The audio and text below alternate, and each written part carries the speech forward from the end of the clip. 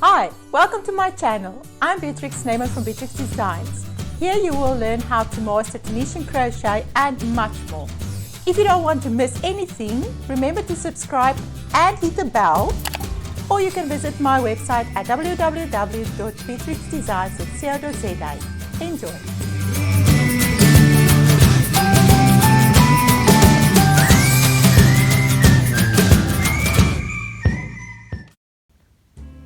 A very welcome to you to our first Tunisian-Along for 2019, the Patchwork Blanket Tunisian-Along.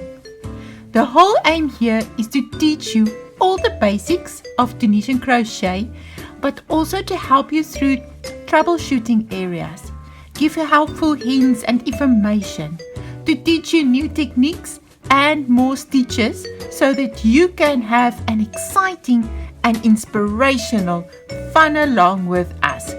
Get ready and enjoy.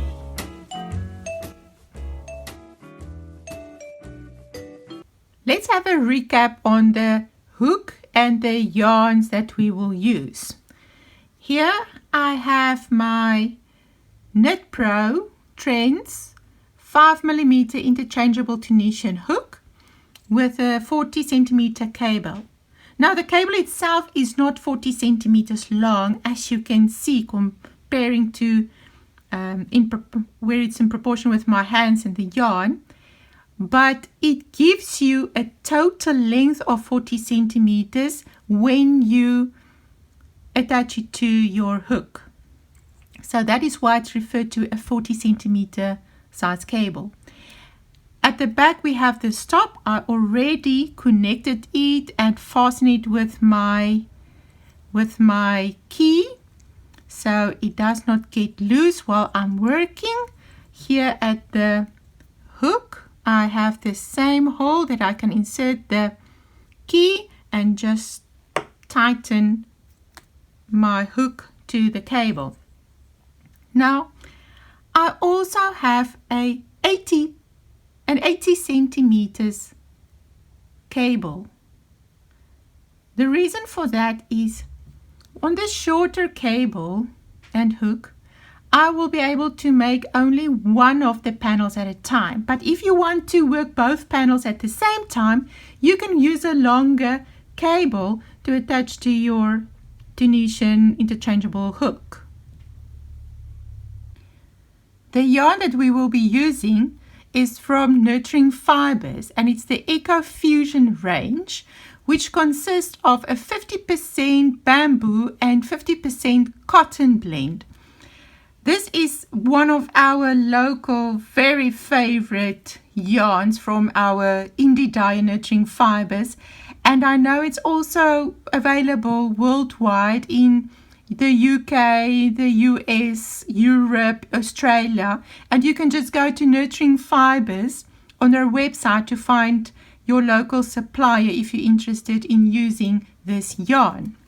Now, the original blanket that is made and that you see featuring all the photos is one that I made in my own hand-dyed yarn, which is Beatrix yarns, and it's 100% merino in a 4-ply, but I decided not to use the merino yarn to make this blanket for the Tunisian-Along, and the only reason for that is because we all really love the Eco Fusion from Nurturing Fibers, and it is a very affordable yarn, and we really like the squishy soft feel of it. It's very luxurious. Now this yarn, it's about a 4-ply. If you want to find the crochet hook to match with it, if you want to work with it in any other way.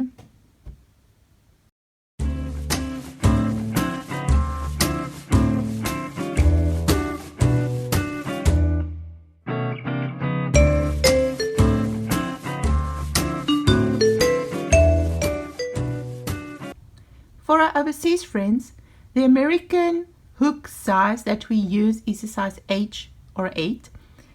For the British hook size, it is a size 6. And the yarn that we use, the Eco Fusion from Knitting Fibers, it is a fine number 2 weight, or a sports weight, or a UK 4 ply, or Australian 5 ply, with a wraps per inch of 15 to 18. Now, to determine the correct size or weight of your yarn, I do have a video on that available on my YouTube channel called the wraps per inch method. So please go and have a look at it. I will add the link below in the description as well. It is very helpful for you to know how you can determine yarn weight if you do not have a label with the information on for you. So please go and watch that video. It will help you a lot. Before we start, let's just have a quick look at the pattern notes. Pattern notes are really important. That's why they are included in patterns.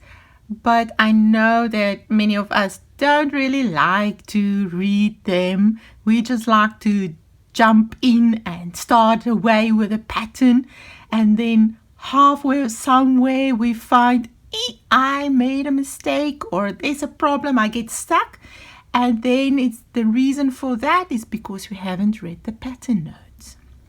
Now the pattern notes for this pattern is not that technical, or there's nothing really included that makes this pattern really difficult, but let's just go through it so that you have an outline and a background of what to expect.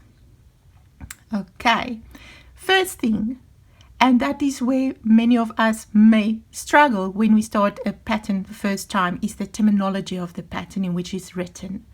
Now, I prefer to write in American terminology, although in South Africa we formerly use the UK terminologies, but the reason why I use American is because it's more widely used in the world, and yeah, that is just to make it more easier for more people. So sorry, UK terminology users, even my own local community, sorry for that, but I know many of us locally prefer American terminology these days as well.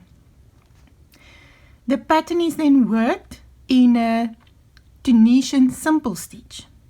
If you haven't tried the basics of Tunisian crochet yet, I do have videos available to show you how to start with a chain, which is your foundation on Tunisian crochet, just like in conventional crochet, and to start with a foundation row and how to correctly use the foundation chain and work the foundation row. I also have a video available to show you how to work the Tunisian simple stitch. All those links I will add below, and it will be available on the blog with all the information of part 1 of this patchwork blanket Tunisian-Along. So don't worry about that if you never tried it before and it's the first time that you start with anything Tunisian today. You won't be left behind. In this pattern, the excitement of this pattern will be the color changes. We will work 4 different block sections, which will consist of a large block, a small block, a vertical rectangle, and a horizontal rectangle. Now, the pattern itself is one line. It's just one row that gets repeated. But the layout of the pattern will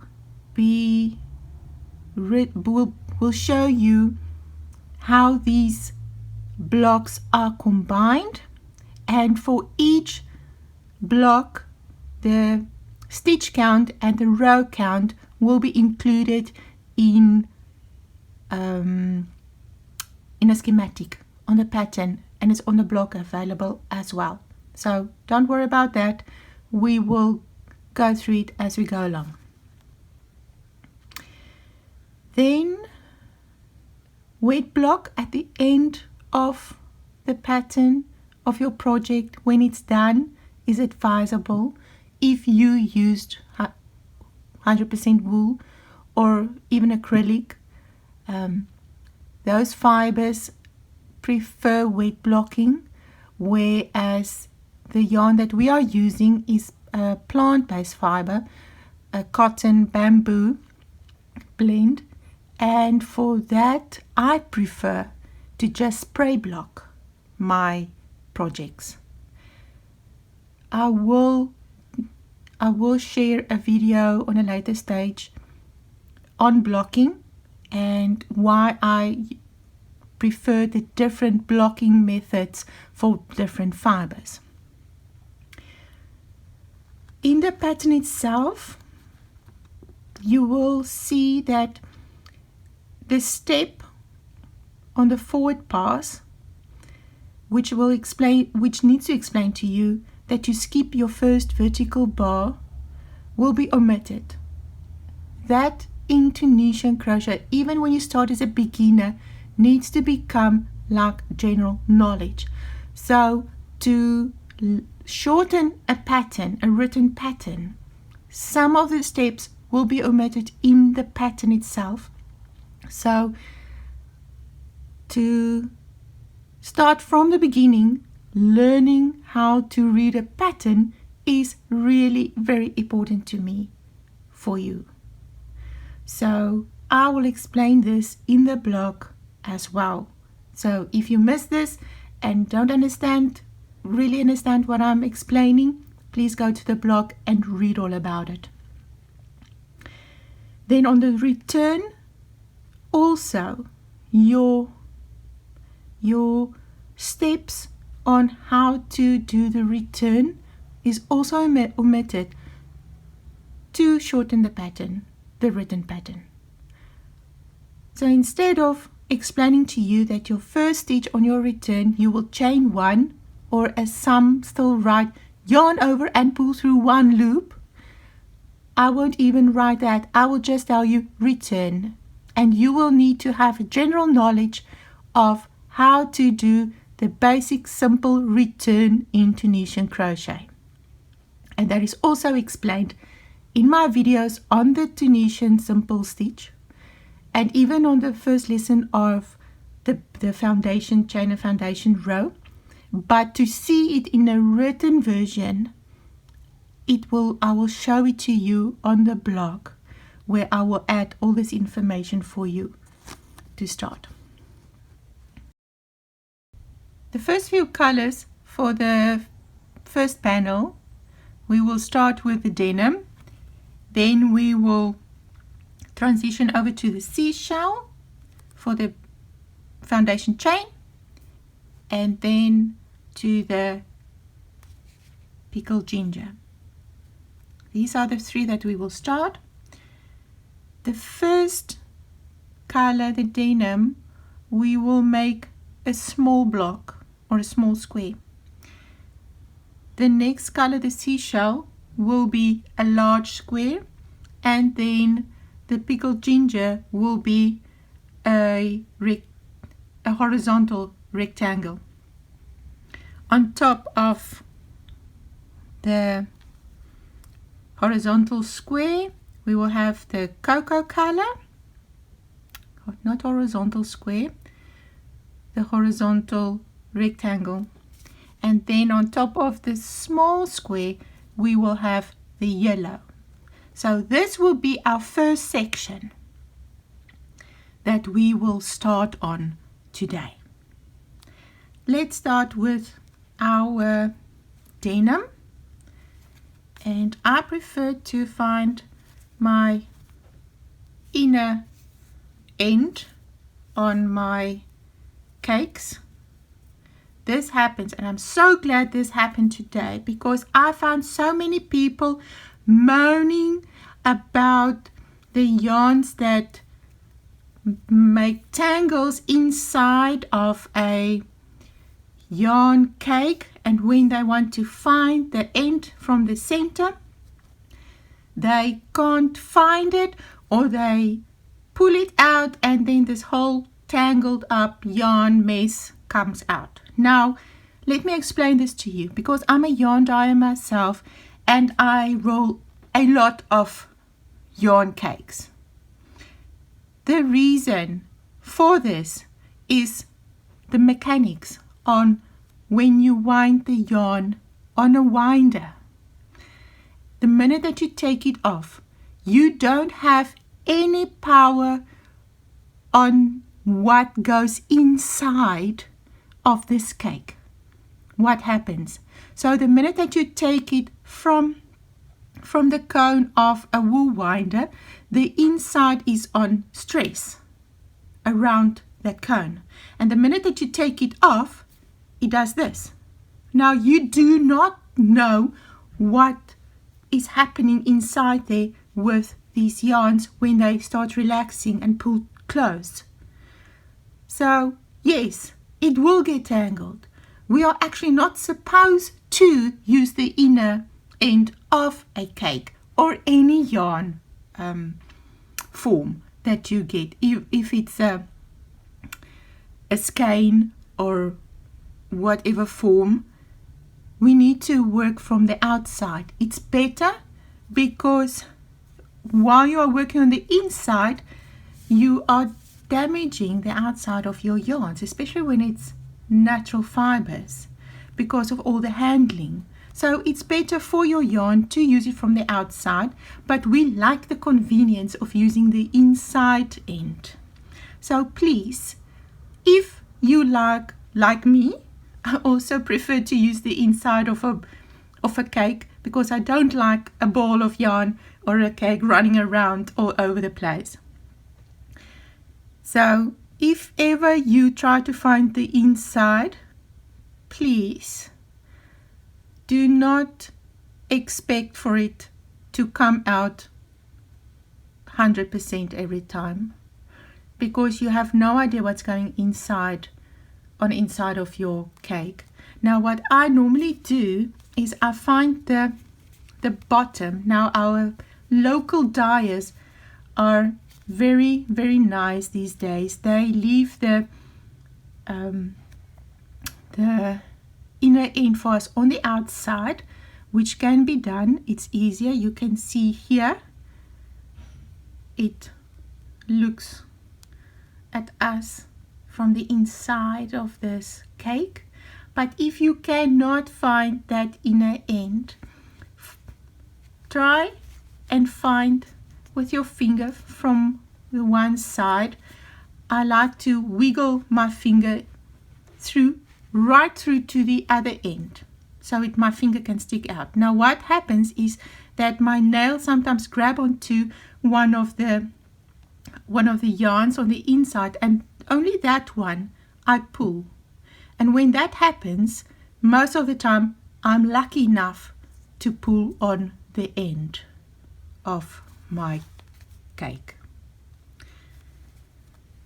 So let's continue now that we know how to find the inside end of my yarn on a yarn cake. Referring back to my video on the foundation chain, I would like you to watch that video for me, please, because I am not going to explain and stand still on how to make your foundation chain, how to start your foundation row, how to work a Tunisian simple stitch, because the videos on that is already available, and I know many of you watch it already and you try out your sample. So well done, and thank you for that, and all the beautiful comments on the videos. So today I'm just going to show you how we're going to transition from the one color to the next, do our foundation, and also how we will change the color on the middle of the work, because that is what you will be doing on your blanket throughout. Now, if we refer back to the pattern, we will start with color A. That will be our denim color. And we will start with 17 chains. Now remember, the amount of chains will always equal the amount of your stitches in Tunisian. No turning chains like in conventional crochet. Same amount of chains equals same amount of stitches. Makes it much easier. So I prefer to use my slip knot as my first chain. So I count it as 1, 2, 3, 4, 5, 6, 7, 8, 9, 10, 11, 12, 13, 14, 15, 16. Before I make my 17th, I will take my new yarn. I will just slide my denim back onto the hook. I will make my slip knot in the front.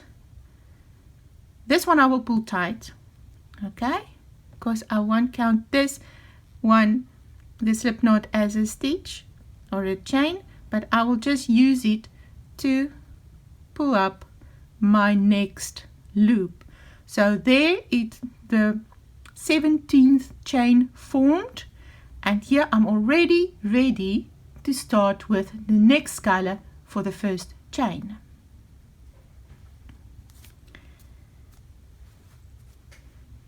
I just want to show you how to continue. What I will do here, I will put my work down and I'll just give it a knot.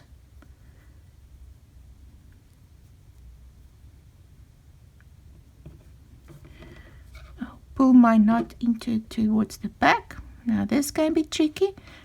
I'm glad all these tricky things happen that we normally find in these techniques,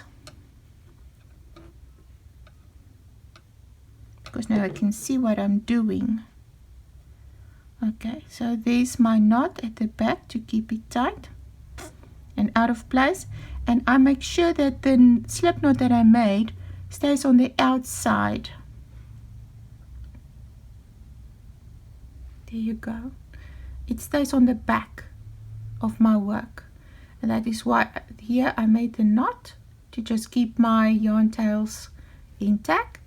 I will not cut my previous yarn, because when I come back with a forward I will continue, because here with the transition in the color change will happen. Now I'm ready. There, one of my stitches pulled a little bit close. Can you see that? It happens. You can maybe open up a little bit now, but when you come forward with a forward pass, when you pick up the loops for that foundation row, then you can also open it up, because there's enough yarn to make it movable. The next block that we will do will be a large square, and for that we will need 34 stitches. So I will count 1, 2, 3, 4, 5, 6, 7, 8, 9, 10, 11, 12, 13, 14, 15, 16, 17, 18, 19, 20, 21, 2, 3, 4, 5, 6, 7, 8, 9, 30, and 1, 2, 33. I will stop again. I will take my new yarn. Let's see if I can find the end on this one without have it all tangled up. Nope, not that lucky this time. Let's do my method. You see, I take the most inner yarns that I pushed out. Ah, there you go. There it is.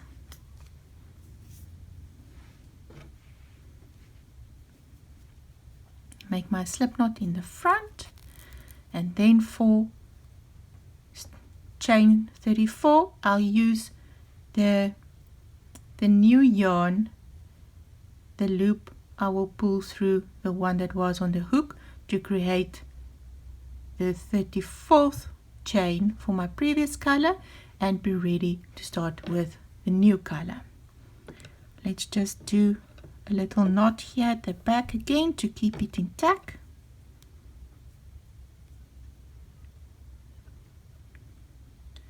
I hope that this one was more clear than the previous one to show you how it is done.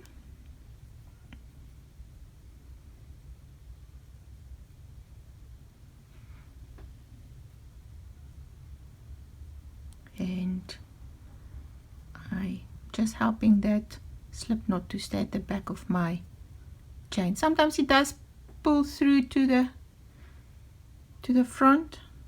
It does happen, but it's fine. When you come on your foundation row, when you pick up the loops, we will sort that out. So on the next block, we will use the pickled ginger, and we will make our remaining 34 stitches on a horizontal rectangle before we complete the first foundation row of our first panel. There you go. Just check if my chains did not twist too much. 1, 2, 3, 4, 5, 6, 7, 8, 9, 10, 11, 12, 13, 14, 15, 16,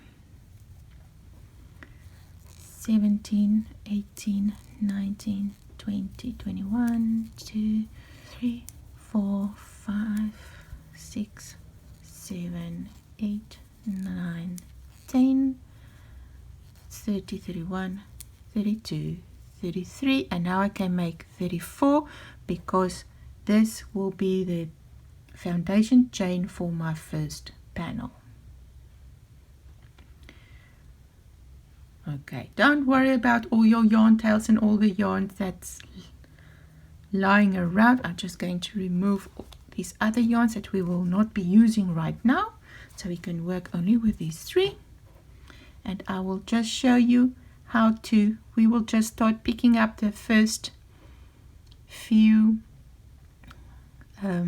stitches from the first loops from the foundation chain. Remember, if you watch my lesson on the foundation row and the foundation chain, the very first back bar we will skip because that belongs to the loop that's on the hook.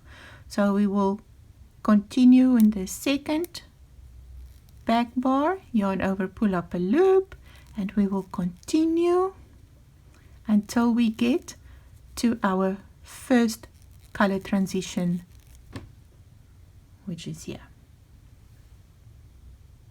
Here we got to our first color transition. I have 34 loops on the hook already on this color. Now to do the color change, I will use the yarn that I need to drop. I drop it over the new yarn.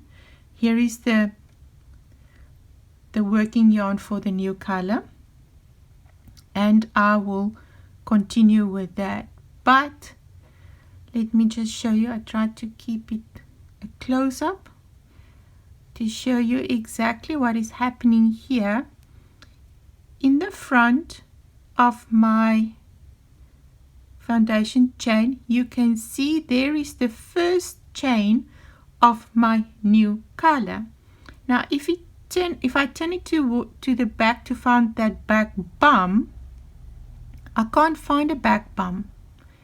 The back bum will be that knot that you made when you change to the new color and use the short tail of the new color and the working yarn of the old color to just make a knot at the back. That creates the back bar on that first chain for the next color. So what I will do, remember the old color needs to be dropped over the new one, so the new one will come from under the old color, like that. And here you need to use all 10 of your fingers. Okay, so don't worry. If you feel uncomfortable, it's normal. This was practice. That's why I do this for you, so that you can get used to these techniques. So I will insert my hook into that, just below that knot that I made, to use it as my back bar for that first chain of the new color. Make sure that the yarn tails are all at the back of the work, so it does not come in front of your work and confuse you even more. So I'll just yarn over and pull up a loop. It looks all messy and tangled here, but don't worry, it's only on your foundation row with this foundation chain and the transitions of all the yarns that it might feel a little bit confusing. Don't worry, you will figure it out. Just keep on trying and see closely what is going on with your work. So there's my first loop for the new color, and then I will continue to my second loop, and now from here it will be easier. So let me just show you what it looks like at the back now. There's the short tail that I made a knot from on my foundation chain, and here's the drop color, the working yarn for that color, and that is how it will look like at the back. So let's continue with the next color, and then I will show you how to do this again with a transition on the next two colors. Remember, if you don't find that back bar, please go and watch my YouTube video on the foundation chain. I explain there how to find that back bar when it fell flat between the two outside bars of your chain. Here at the transition, that might happen. And if you are not familiar with the pathway of your chains, you will struggle to find that back bar.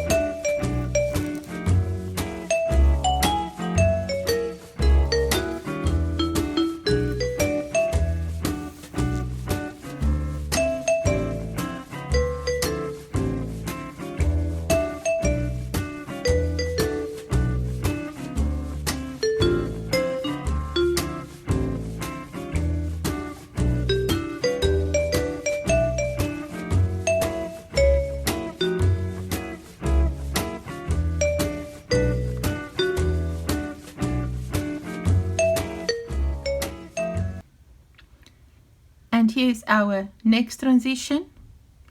There's the yarn tail of the color that I'm going to drop now. This is the working yarn for the next color, and this is the color that I'm working yarn for the color that I'm going to drop. Now, working with several yarn cakes might cause some tangling of your yarn. So let's, with every transition, just detangle your yarns the way I try and do here, because it might get you even more confused with all the yarn tails and all the yarn working yarns hanging around and getting tangled up. So here we are again, working our first loop in the first chain of the next color. So dropping the old yarn, I need to do it over my new yarn, and let's just help that cake not to get tangled. And that is why they get tangled, because it's the way that we drop the yarns. We twist it here at the transition area, and then I'll just pull that one a bit tight. There's my new working yarn, and here is the knot that I made.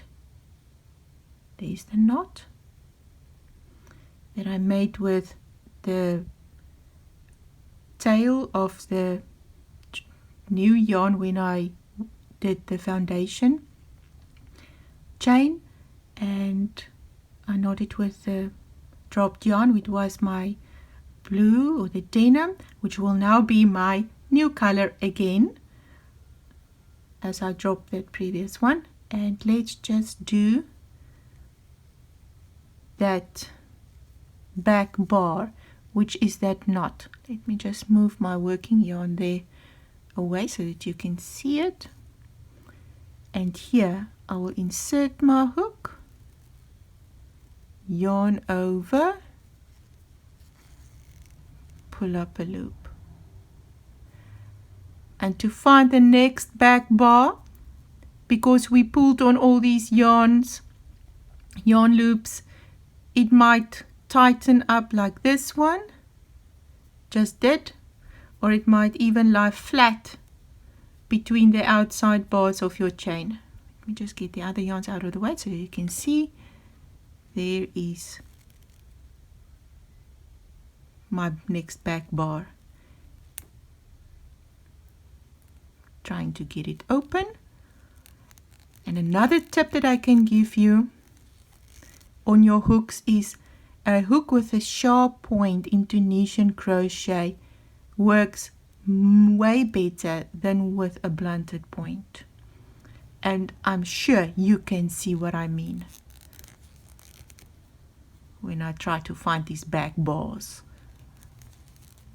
And then you can continue with the last few chains, pulling up your loops, and then you can count and make sure that you have all the right amount of stitches. I actually hope you did it after you completed every color before you do the transition of the color change.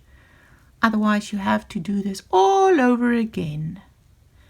And I know we hate that, don't we? Doing things over again. I'm almost complete here.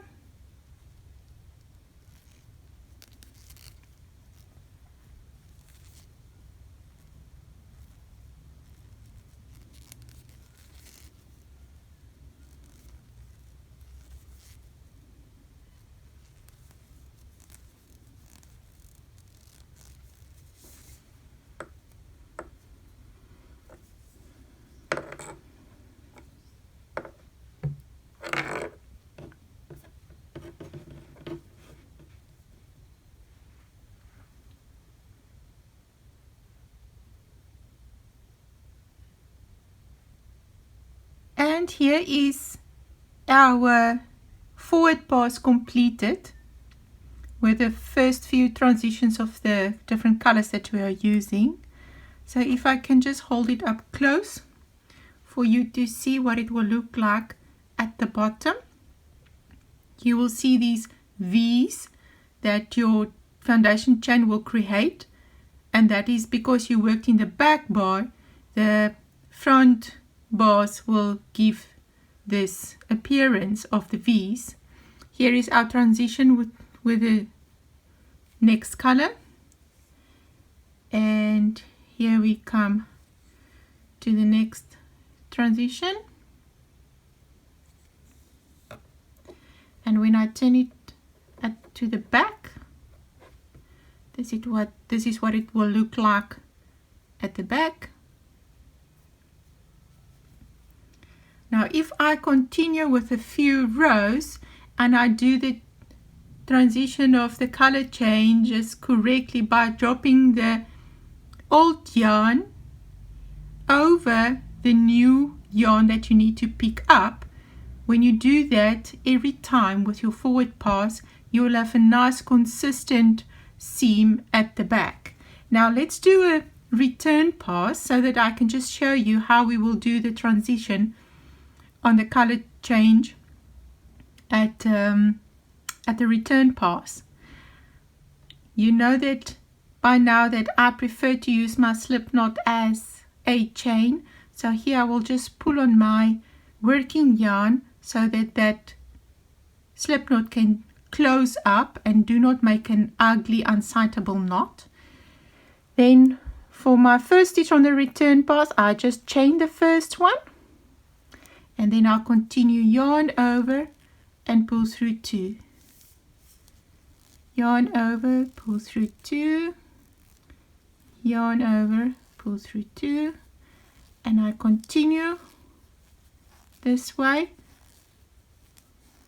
up to where I need to change color again. Here I need to work the last loop of the current color. Yarn over, pull through the 2 loops, which is the last loop and the loop that will form the chain. Now here I will do my color change. I will drop the old yarn over the new one that I need to pick up. So the new one always comes from underneath the dropped yarn. Let me drop it like this. Can you see at the back how it was dropped?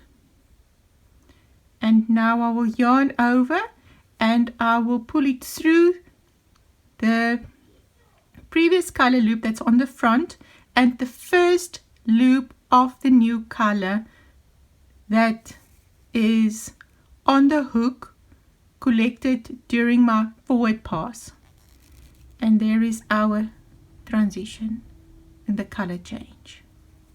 And I will continue to work down 2 loops at a time, as is done in the return pass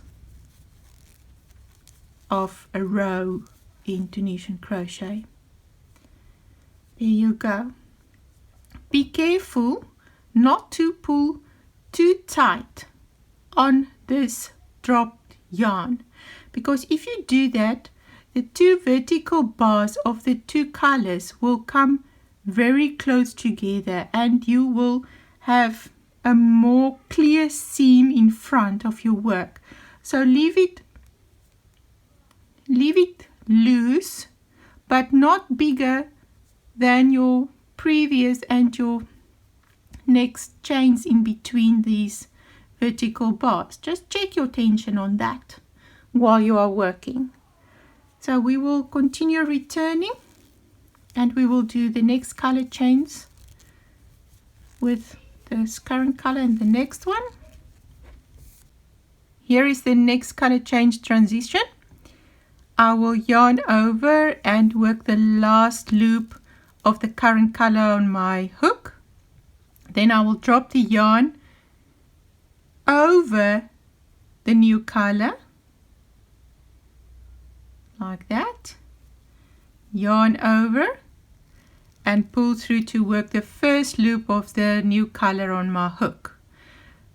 You can pull on the previous color, the working yarn, to pull the chain between these two stitches a little bit closer if it's too open, but be careful to pull it not too tight so it makes a unsightly or a clear seam on your front during your color changes.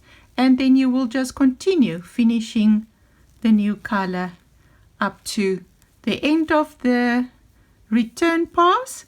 And if you've done that, we would have completed our foundation row of our patchwork blanket. There you go. Continue like that. The first section of the first panel is finished. We will add now the brown color, the cocoa of the Eco Fusion range on top of the pickled ginger. So we'll do another rectangular here. The seashell, we will continue to make a large square, and the small square in the denim is also complete, and we will add another square on the top here in the willow color. So to do a color change at the end of a return pass, you will take your new color and you will make a slip knot on the end of your hook, and you will just pull it as the last yarn over and pull through 2 loops of the return, and from there you will just continue with the next row in the forward pass. And that is exactly what you will do when you come to the next color change, which will be here with the denim. That will make a transition to the green. And I do have another video on color change that you can watch. I'll add the link below as well. And something else that I know that you are very concerned about is this roll. The rolling of the edges of your Tunisian simple stitch piece. Do not worry about that. That is very common in Tunisian crochet. I have a video that you can watch on troubleshooting areas where I show you different ways how you can eliminate this roll or just lessen it drastically. But in some of the methods it actually eliminates this curl in total. So don't worry about that. That is also why I mentioned before that to block a finished project is very vital in Tunisian crochet. I think you can't do without blocking a Tunisian piece, except for it to help with all these trouble areas. I really find that it gives a different and so much more of it brings out the stitch definition. That's what I want to say. That's what it does. It brings out the stitch definition and even the pattern in its whole. So if you are a lazy blocker like I've been in the past, you have to go and change that when you start to play around with Tunisian crochet, and you will never look back on that and will never be sorry that you converted to a blocker. So I do have a future video on blocking as well, where we'll show you how I do blocking and the tools and everything that I use. But you can already have a look at nice tools to have to use on my video about the tools for your Tunisian crochet kit.